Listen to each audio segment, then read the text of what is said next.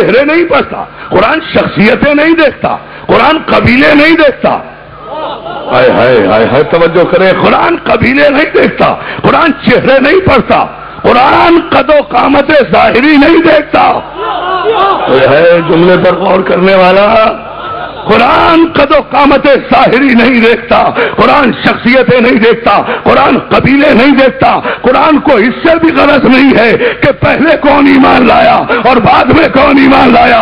قرآن کو تو اس سے غرض ہے کہ ان الذین قالوا ربنا اللہ ثم استقاموا فلا خوف علیہم ولا هم یحزنون. جو اللہ کو اپنا رب کہہ رہے ہیں ان کا رب کہنا کافی نہیں ہے جب تک وہ اس رب کہنے پر استقامت نہ کریں. اور جو استقامت فی الدین کریں گے، اللہ کے اقرار پر جو جم جائیں گے، مستحکم ہو جائیں گے، ان کی نشانی صحیح بخاری میں تلاش نہ کرنا.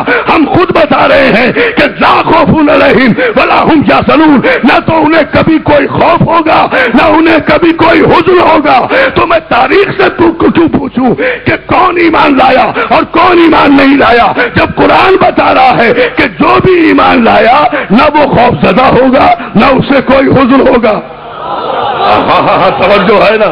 انڈر اینی سرکمسٹانسز صاحب مجھے جو بھی ایمان لایا پہچان ہے سرکار، شناخت ہے. ایک ہی پہچان ہے کہ لا خوف علیہم ولا هم یحزنون. نہ انہیں کبھی کوئی خوف ہوگا نہ کبھی کوئی ملال ہوگا، کبھی خوف نہیں ہوگا، کسی حالت میں خوف نہیں ہوگا، نہ مجمع میں نہ تنہائی میں. اللہ اللہ میں بہت سی،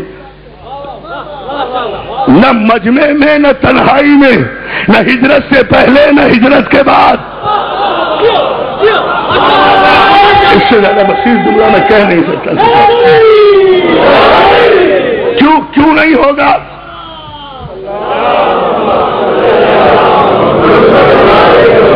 سب کیوں نہیں ہوگا انہیں خوف؟ وجہ کیا یہ اقرار کرنے سے ان کا دل بدل جائے گا؟ ہاں دل بدلے گا، اس لیے کہ قرآن نے معیار یہ مقرر کیا ہے کہ جب ایک مرتبہ کوئی کہتے کہ اشہد ان لا الہ الا اللہ واشہد ان محمد رسول اللہ، جب یہ اقرار کرے گا تو پھر اسے کسی خوف میں مبتلا ہونے کی ضرورت ہی نہیں رہے گی. اس لیے کہ اللہ کی وحدانیت کا، میرے نوجوان دوست توجہ کرے، مولا آپ کو سلامت رکھے، اللہ کی وحدانیت کا اقرار کرنے والا یہ بھی اقرار کرتا ہے کہ انا للہ و انا الیہ راجعون. ارے ہم تو ہیں ہی اللہ کے لیے اور ہماری واپسی بھی اللہ کی طرف ہے.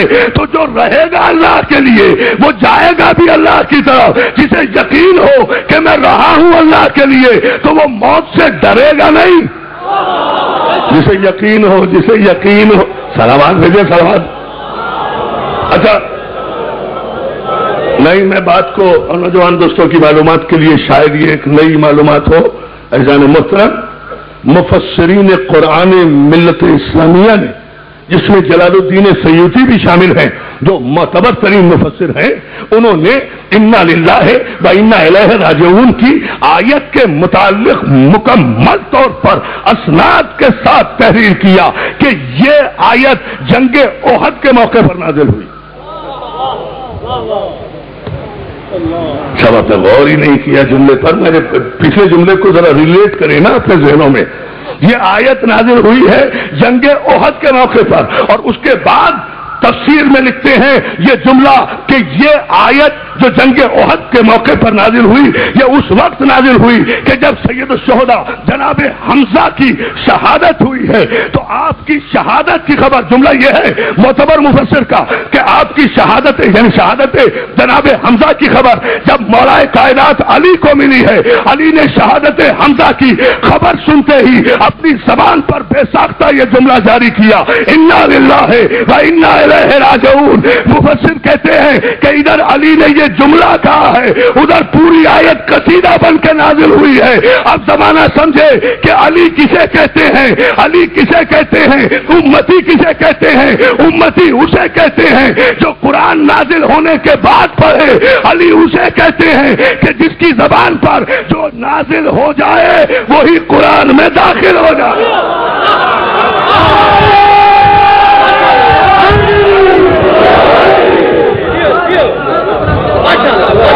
یہ انا للہ و انا الیہ راجعون کی آیت جو قرآن میں ہے نا، یہ قرآن میں بعد میں آئی، میرے مولا نے پہلے کہی۔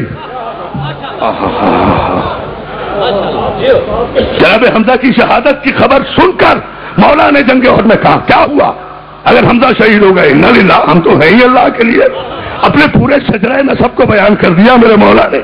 توجہ ہے نا؟ یا علی غور کریں دار محترم، پورے قبیلے کی کیفیت اور خون کی شرافت کو بیان کیا ہے حمزہ کی شہادت کی خبر سن کر کہ کیا ہوا اگر شہید ہو گئے؟ انا للہ، ہم تو ہیں اللہ کے لیے۔ کہاں کہہ رہے ہیں؟ جنگ احد میں کہہ رہے ہیں۔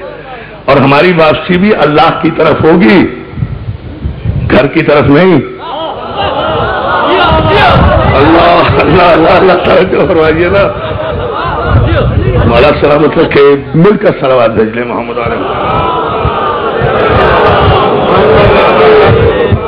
ادھر میرے مولا نے یہ جملہ کہا انا للہ و انا الیہ راجعون، ہم تو ہیں ہی اللہ کے لیے اور ہماری واپسی بھی اللہ کی طرف ہے۔ ادھر جبریل امین پوری آیت کا گلدستہ لے کر آئے، پوری آیت کا قصیدہ لے کر آئے مسلسل۔ میں آئندہ مجالس میں انشاءاللہ اس کی تفصیلات عرض کروں گا۔ جہاں اینڈ یہ ہوا ہے وہ بشر الصابرین، اور بشارت دو ایسے صبر کرنے والوں کو، الذین، جو وہ بشارت دینے والے، جو ان لوگوں کو بشارت دو جو اپنے ہر عمل میں، ہر مصیبت میں بے ساختہ کہتے ہیں قالوا انا للہ و انا الیہ راجعون، ہم تو ہیں ہی اللہ کے لیے۔ تو جان محترم یہ جملہ کہ بشارت دو، بشارت دو جو کہتے ہیں کہ انا للہ، اس کا مطلب یہ کہ کسی نے پہلے کہا۔ توجہ فرمائیے جان محترم، صلوات بھیجے محمد علیہ وہ بشر الصابرین الذین، بشارت دو وہ بشر الصابرین الذین، بشارت دو جو کہتے ہیں۔ اس کا مطلب ہے پہلے کہا گیا انا للہ، جہاں معصوم کی زبان سے نکلے ہوئے لفظوں کی نشست و برخاست بھی تبدیل نہ ہو، جہاں پھر سمجھ لیں جملے کو نوجوان، جہاں معصوم کی زبان مبارک پر جاری ہونے والے لفظوں کی نشست و برخاست بھی تبدیل نہ ہو، شریعت مصطفیٰ میں اسے وارث قرآن کہتے ہیں۔ صلوات بھیجے محمد والے محمد۔ یہ کلیا تو گفتگو یہ ہو رہی تھی عزیزان محترم کہ یہ مجالس تبلیغ علم کا سب سے بڑا ذریعہ، اظہار علم کا سب سے بڑا ذریعہ۔ ارے ملت کو تو ہمارا شکر گزار ہونا چاہیے کہ مجلس حسین کی ذکر توحید کا ہے، مجلس حسین کی ذکر توحید کا، مجلس حسین کی شان مصطفیٰ کی، مجلس حسین کی تذکرہ کعبے کا، مجلس حسین کی صفوت آدم کی، مجلس حسین کی نجات نوح کی، مجلس حسین کی خلت ابراہیم کی، مجلس حسین کی عظمت انبیاء کی، مجلس حسین کی تذکرہ امر بالمعروف کا، مجلس حسین کی ذکر نہی عن المنکر کا، مجلس حسین کی بیان اصول دین کا، مجلس حسین کی بیان فلسفے کا، مجلس حسین کی بیان قرآن کا، مجلس حسین کی تفسیر قرآن کی، مجلس حسین کی تشہیر قرآن کی، مجلس حسین کی عزت رسول کی، مجلس حسین کی بیان دین کا، مجلس حسین کی بیان اسلام کا۔ 2 مہینے 8 دن میں ہمارے علماء اور ذاکرین جتنا قرآن پڑھ کر دین اسلام پر گفتگو کر لیتے ہیں، 90 کروڑ مسلمان سال بھر میں مل کر بھی اتنا توحید پر گفتگو نہیں کر سکتے۔ یعنی حسین آج بھی توحید کا امین بن کر ساتھ آ جا رہا ہے۔ یا علی یا علی، توجہ ہے، آج بھی حسین توحید کا سرکار، توجہ ہے۔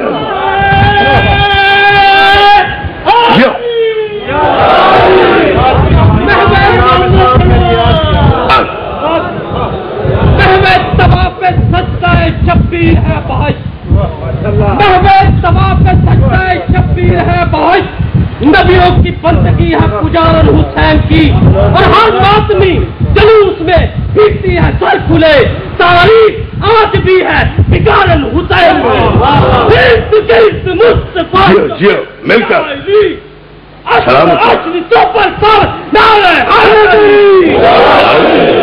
اللہ سلامت رکھے. اتنی بلند صلوات بھیج دیں آپ. 1400 برس میں جتنا تذکرہ حسین کا ہو رہا ہے، اس سارے تذکرے میں اسلام ہی اسلام ہے، قرآن ہی قرآن ہے.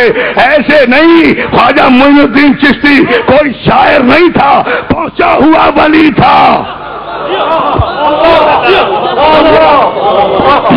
یہ کوئی آفٹر تھاٹ نہیں ہے خواجہ معین الدین چشتی کا کہ حقا کے بنا لا الہ، نہ اس سے پہلے کچھ کہا ہے. چوتھے مصرے میں تو ثبوت دیا ہے.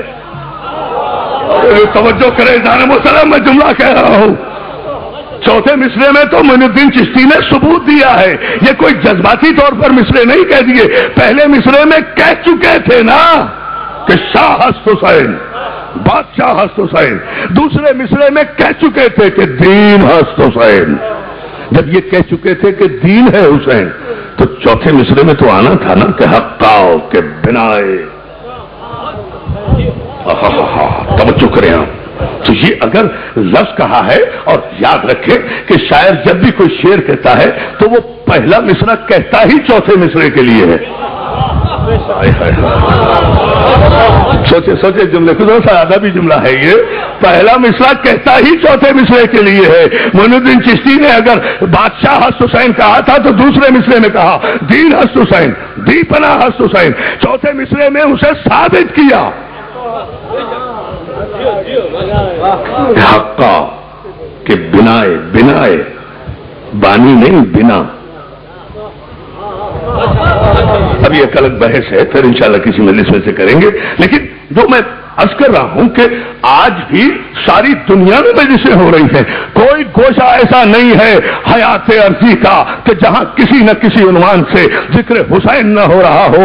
تو ملت کو ہمارا شکر گزار ہونا چاہیے، ہمیں حسین کا سجدہ گزار ہونا چاہیے، اس لیے کہ آج بھی حسین کے حوالے سے ذکر توحید ہو رہا ہے.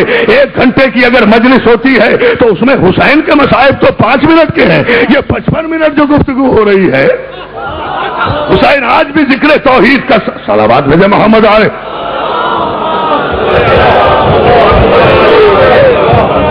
توحید کا تذکرہ، نبوت کا ذکر، ولایت کا ذکر، امامت کا ذکر، قیامت کا ذکر، معصوم کا تذکرہ، قرآن کی عظمت، توریت کی عظمت، زبور کی عظمت، انجیل کی عظمت، ابراہیمی صحیفوں کا بیان، صحیفے موسوی کا بیان، ساری مسائل حیات پر گفتگو ایک حسین کی مجلس میں ہو رہی ہے.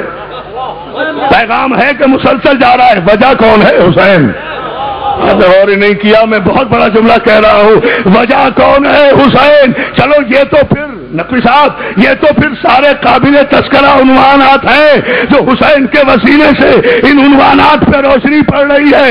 ناقابل تذکرہ عنوان بھی اب تو پاکستان میں حسین کے ساتھ واو لگا کر کیے جا رہے ہیں. توجہ ہے طرف، جانتی ہے دنیا. صلوات بھیجے حسین کے.